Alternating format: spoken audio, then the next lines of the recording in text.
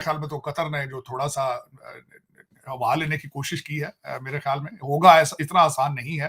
जी हाँ, भारत और कतर का ज़िक्र यहाँ पे इसलिए किया जा रहा है कि कतर ने अभी एक दिन पहले जो है वो अनाउंस किया कि जो 1 साल से तकरीबन 1 साल से तकरीबन 8 जो है वो नेवी ऑफिसर्स यानी जो फॉर्मर नेवी ऑफिसर्स हैं, उनको कतर ने जो है वो अरेस्ट किया था और उनके कतर ने आज सुना है कि 8 इंडियंस को डेथ सेंटेंस दे दी है फॉर स्पाइंग।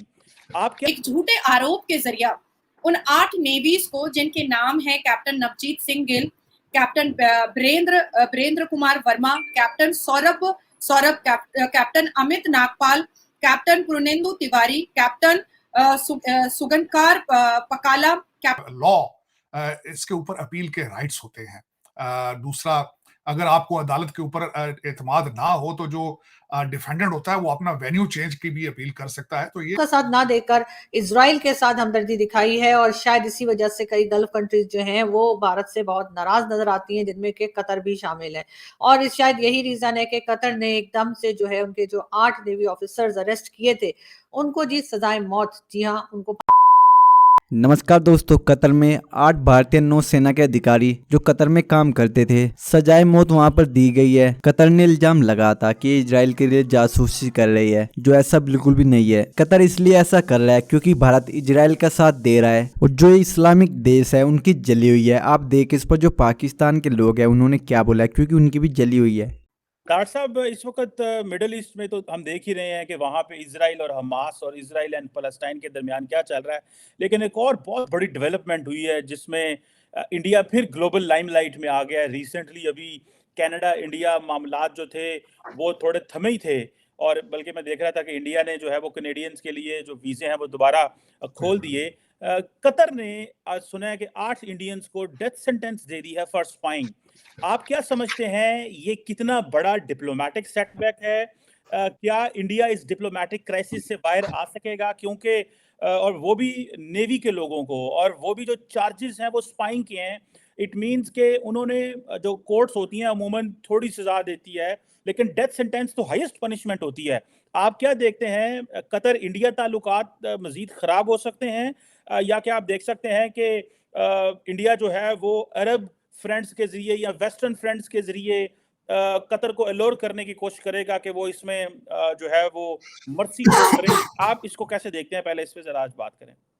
चीमा साहब, मिडल ईस्ट के अंदर जिस तरह का उनका जुडिशल सिस्टम है वो दुनिया से अलग है बिल्कुल ही। अगर देखा जाए उनका, जिस तरह आपने देखा होगा कि सऊदी अरेबिया और दूसरे मुस्लिम ममालिक के अंदर जिस तरीके से हार्श सजाएं दी जाती हैं, बिलखुसूस फॉरनर्स को आपने देखा होगा कि वहां पे हर जुमे वाले दिन सऊदी अरेबिया के अंदर लोगों के हाथ काटे जाते हैं, गर्दनें उतारी जाती हैं, लेकिन मेजॉरिटी जो होते हैं इमिग्रेंट, गरीब लोगों को, अमीर आदमी के लिए वहां पे सजाएं मुख्तलिफ किस्म की हैं। लोकल को जो जिनको कहते हैं अपने सिटीजन के लिए अलग है।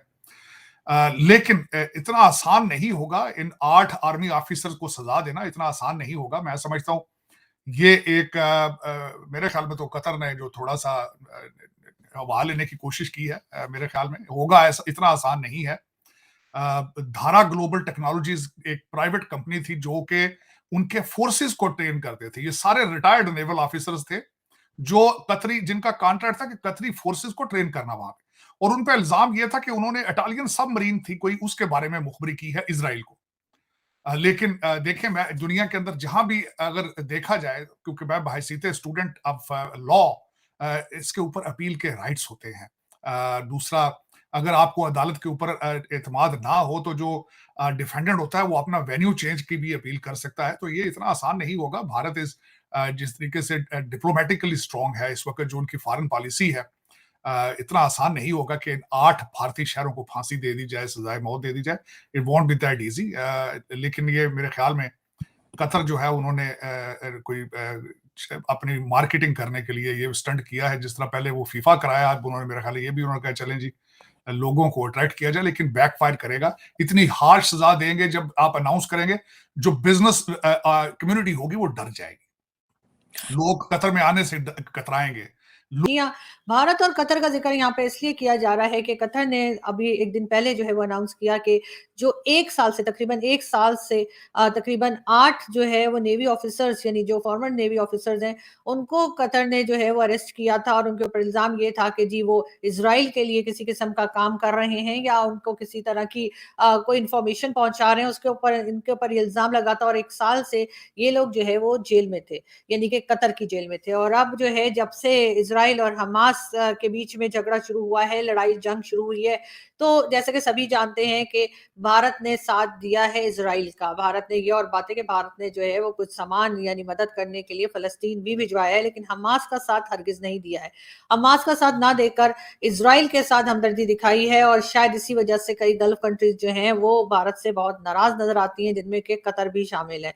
और शायद यही रीजन है कि कतर ने एकदम से जो है उनके जो 8 नेवी ऑफिसर्स अरेस्ट किए थे उनको जी सजाए मौत, जी हाँ, उनको फांसी की सजा या उनको सजाए मौत के लिए जो है वो जी अनाउंस कर दिया है। अब इसके ऊपर इंडियन गवर्नमेंट क्या करेगी? यकीनन कोई एक्शन लिया जाएगा, किसी तरीके से कोई तरीका ऐसा निकाला जाएगा, कोई उनसे बात की जाएगी। हो सकता है डॉक्टर जयशंकर वहां पर जाएं, बात करें, या फिर किसी भी तरीके से जो है इस स्टेप को कतर को करने से रोका जाएगा। एक झूठे आरोप के जरिया उन 8 नेवीज को जिनके नाम है captain Navjeet Singh Gill, captain Brendra Kumar Verma, captain Saurabh captain Amit Nagpal, captain Purnendu Tiwari, captain Sugandhkar Pakala, captain Sanjeev Gupta और सेलियर राजेश। अच्छा, सबसे बदतमीजी वाली हरकत और बियॉन्ड द लॉ कतर ने एक हरकत की है कि इन लोगों को सॉलिटरी कंफाइनमेंट में रखा था। सॉलिटरी कंफाइनमेंट लीगल वर्ड में क्या होता है कि